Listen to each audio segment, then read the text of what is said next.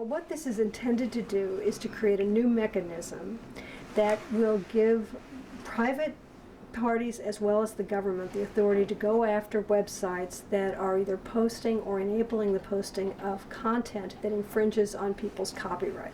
So we're talking about music, we're talking about movies, we're talking about written works, we're talking about anything that someone has created that they have a copyright in and that someone is posting without their consent and without compensating them. But if I'm the author or creator of creative content, naturally I would want to protect that content. So what's so bad about that?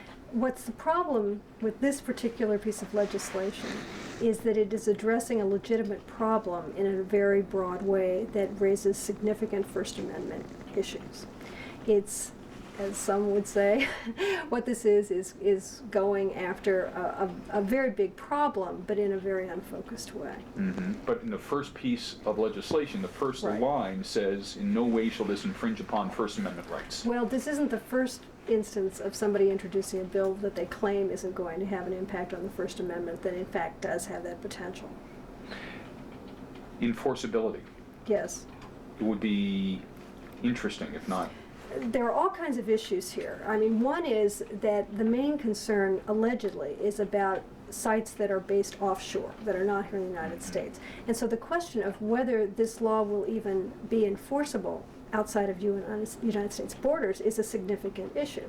I mean, who's going to have jurisdiction over this? How are we going to be able to enforce it? So from a practical standpoint, will this law actually be effective to solve the problem that its sponsors claim exists?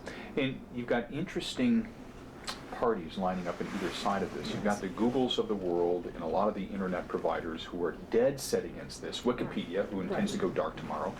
And then you've got the Rupert Murdochs of the world who are all the way SOPA. Well, they want their content protected. Well, just as when the VCR was first invented and the motion picture industry thought that new technology was going to destroy their monetary base, I think we're seeing the same reaction here. And I'm not suggesting that there aren't legitimate concerns here. The question is how you're going to go about solving those concerns. If you do it in such a way that you basically censor speech that is protected, speech that is, for example, a fair use under copyright law, then you're raising very significant First Amendment issues. So if I'm the viewer sitting at home, the reader sitting at home, reading about this SOPA, why is it important to them?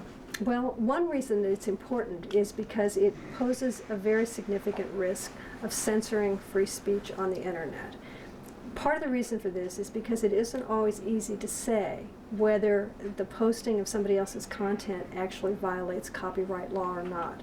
Certain uses of protected expression are actually subject to fair use under the Copyright Act, and this means that you can do it without raising any kind of legal issues.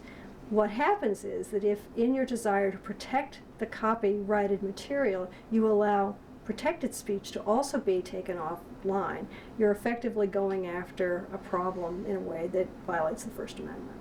So there's going to be a lot of self-censorship going on here as well, is what I hear you saying. Yes.